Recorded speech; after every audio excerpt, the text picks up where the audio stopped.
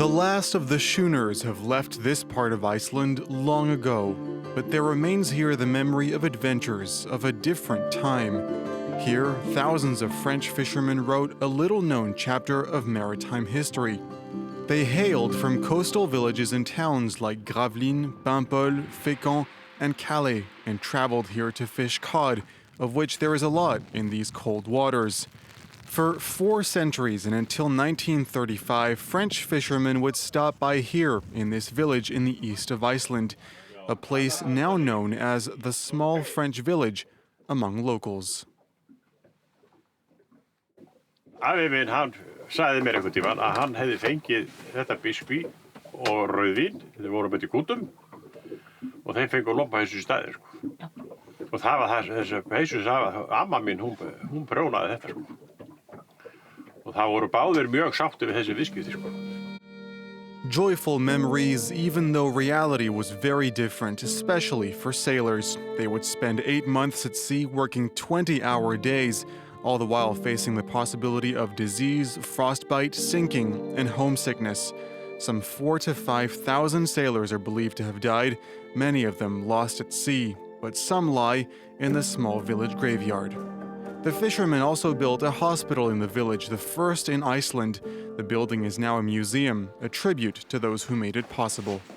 See the fishermen, they are waiting after to meet the doctor. This young man, he's maybe 12, 13 years old or something. It was always one young man, and he was making coffee and cleaning. These children are barely the same age, but one day they will be responsible for keeping the memory of these men alive. I would be too scared. They were doing this, just for their family. That's brave. They learn about this history, and they always come in here every spring to visit this museum. And everybody here in this village wants to lift this story up. Almost each year, French men and women, some of them descendants of the fishermen, come here to find out more about those who fed their country at such a great cost. Ah oui, c'est tous des gens de chez nous. Oui, dis donc.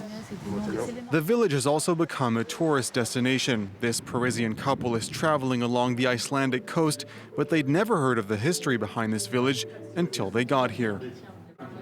J'étais absolument pas au courant de l'histoire du village et de cette connexion française qui existait. Donc c'est en arrivant hier qu'on a découvert la pancarte de Gravelines, qu'on a découvert aussi le musée. Et ça, c'est quand même fascinant de voir justement les échanges entre les deux pays et que c'était vraiment, vraiment intéressant.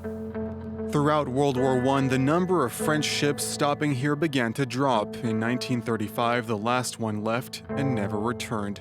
Iceland had begun protecting its territorial waters, and French crews had had enough of these dangerous and at times deadly trips.